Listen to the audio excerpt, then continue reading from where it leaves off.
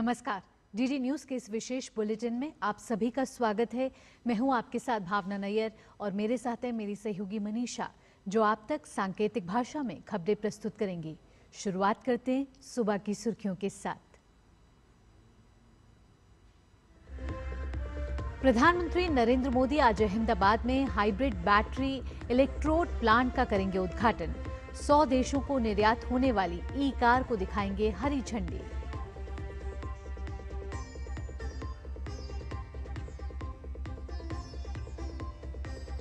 अत्याधुनिक युद्धपोत उदयगिरी और हिमगिरी आज नौसेना में होंगे शामिल। रक्षा मंत्री राजनाथ सिंह की मौजूदगी में विशाखापत्तनम में कमीशनिंग समारोह।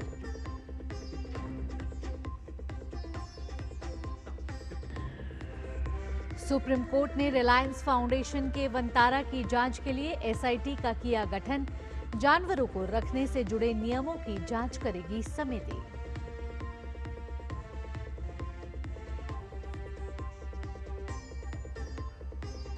ट्रंप की पुतिन और ज़ेलेंस्की से मुलाकात करने की अपील। कहा, मुलाकात दोनों नेताओं पर करती है निर्भर।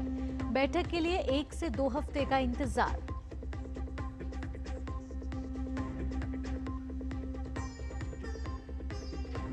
एशियन शूटिंग चैंपियनशिप में भारतीय शूटरों का जलवा। नीरू ढांडा ने विमेन ट्रैप में जीता गोल्ड। अब तक भारत ने 28 गोल्ड समेत जीते कुल 50 मेडल।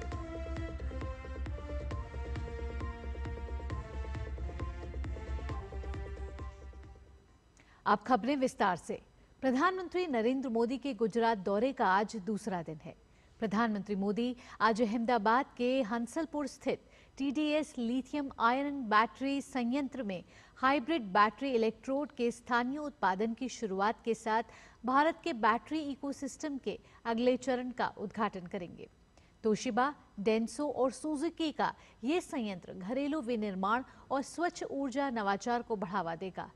इससे अब 80% से अधिक बैटरी का निर्माण भारत में ही किया जाएगा। इसके अलावा प्रधानमंत्री मोदी हंसलपुर के सुजुकी मोटर प्लांट में बैटरी इलेक्ट्रिक वाहन ई विटारा का उद्घाटन करेंगे और हरी झंडी दिखाएंगे। भारत में बने इन बैटरी इलेक्ट्रिक वाहन का निर्यात यूरोप और जापान जैसे उन्नत बाजारों सहित 100 से अधिक देशों में किया जाएगा। इस उपलब्धि के साथ भारत अब सुजुकी के इलेक्ट्रिक वाहनों का वैश्विक विनिर्माण केंद्र बन जाएगा। इन 2 ऐतिहासिक विकास कार्यों के उद्घाटन के साथ भारत हरित परिवहन के वैश्विक केंद्र के रूप में उभरेगा।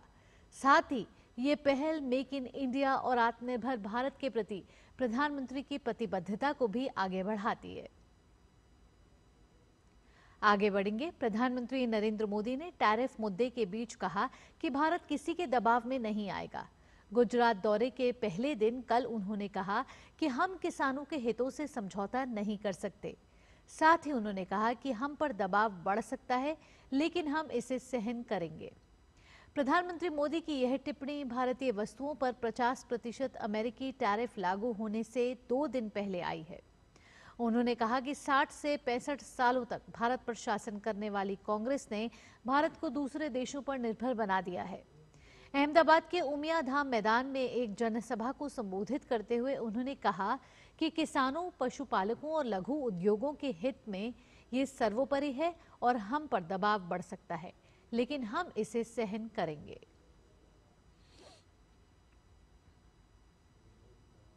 भारतीय नौसेना की ताकत और बढ़ने वाली है।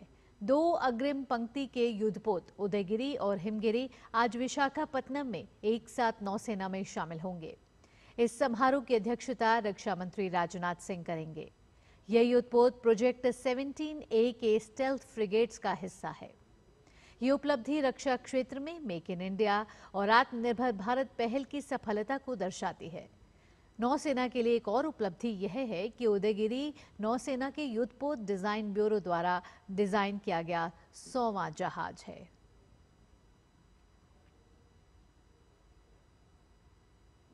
सुप्रीम कोर्ट ने गुजरात के जामनगर में रिलायंस फाउंडेशन की ओर से चलाए जा रहे वंतारा के कार्यकलापों पर एक याचिका में लगाए गए आरोपों की जांच के लिए एसआईटी का गठन किया है।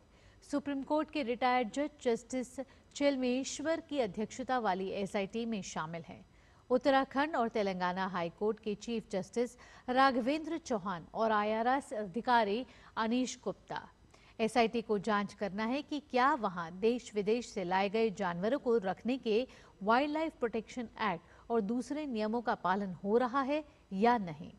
हालांकि ये कमेटी सिर्फ तथ्यों की पड़ताल करेगी और कोर्ट के आदेश का यह मतलब नहीं निकाला जाना चाहिए कि कोर्ट वनतारा या अथॉरिटी के कामकाज पर संदेह होने की वजह से ये आदेश दे रहा है।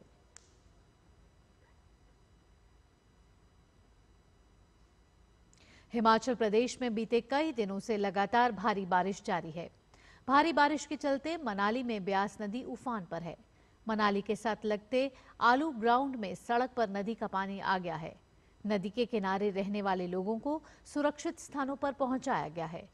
मनाली प्रशासन लगातार स्थिति पर नजर बनाए रखे हुए है और इसके साथ ही कुल्लू में भी नदी का जलस्तर बढ़ने के कारण बाढ़ जैसी स्थिति उत्पन्न हो गई है। शहर में स्थित सब्जी मंडी किसान भवन की इमारत में भारी बारिश के चलते फंसे लोगों को बचाया गया है। जम्मू कश्मीर में कल हुई भारी बारिश के बाद जनजीवन अस्त व्यस्त रहा है। वहीं मौसम विभाग ने आज भी बारिश की संभावना जताई है। खराब मौसम की संवेदनशीलता को देखते हुए स्थानीय प्रशासन सतर्क है। जम्मू संभाग के सभी निजी और सरकारी स्कूलों को आज बंद रखने का आदेश दिया गया है। राजस्थान में आज भी तेज बारिश के आसार हैं।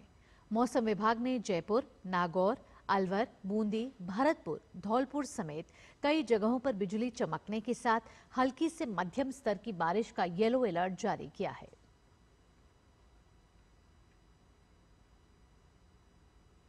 अमेरिका के राष्ट्रपति डोनाल्ड ट्रंप ने पुतिन और जेलेंस्की से मुलाकात करने की अपील की है। ट्रंप ने कहा है कि ये मुलाकात दोनों नेताओं पर निर्भर करती है और दोनों नेताओं ने ट्रंप की उपस्थिति में इसमें रुचि व्यक्त की है। दरअसल ट्रंप प्रेस वार्ता के दौरान रूसी राष्ट्रपति व्लादिमीर पुतिन के साथ अपनी हालिया मुलाकात को लेकर सवालों का जवाब दे रहे थे। एक सवाल के जवाब में ट्रंप ने स्पष्ट किया कि पुतिन जेलेंस्की से व्यक्तिगत रूप से मिलने के पक्ष में नहीं है क्योंकि उन्हें जेलेंस्की पसंद नहीं है। ट्रंप ने कहा कि अमेरिका इस बैठक के लिए 1 से 2 हफ्ते का इंतजार करेगा।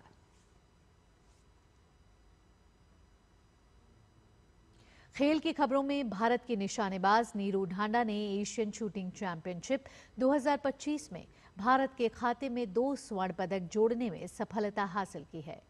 कजाकिस्तान में चल रही एशियन शूटिंग चैंपियनशिप में नीरू ने महिला ट्रैप का व्यक्तिगत खिताब जीता और फिर आशिमा अहलावत और प्रीति राजक के साथ मिलकर टीम शूटिंग में भी स्वर्ण पदक हासिल किया। भारत ने प्रतियोगिता में अब तक 28 स्वर्ण समेत कुल 50 पदक जीते।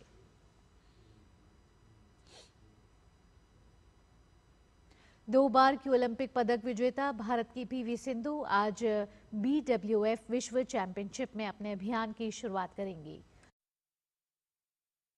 सिंधु का पहले दौर में सामना बल्गेरिया की कालोयाना नलबांटोवा से होगा।